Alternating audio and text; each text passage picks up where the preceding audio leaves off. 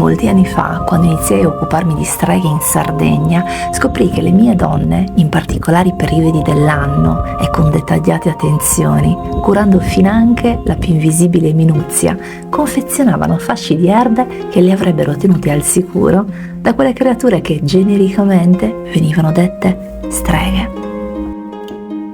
Credo che il mio amore per l'erboristica sarda sia nata proprio in quel momento, perché a quel punto non mi bastava più sapere che quelle erbe esistevano, ma più di tutto, quelle erbe avevo desiderio di maneggiarle e comprenderle.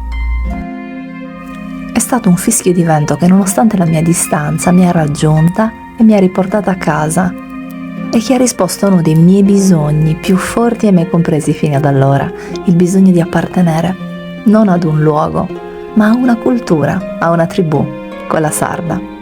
Oggi lavoro con il lentisco e presto ti racconterò tutto. Continua a seguirmi. Insieme parleremo di Sardegna, erbe e magia.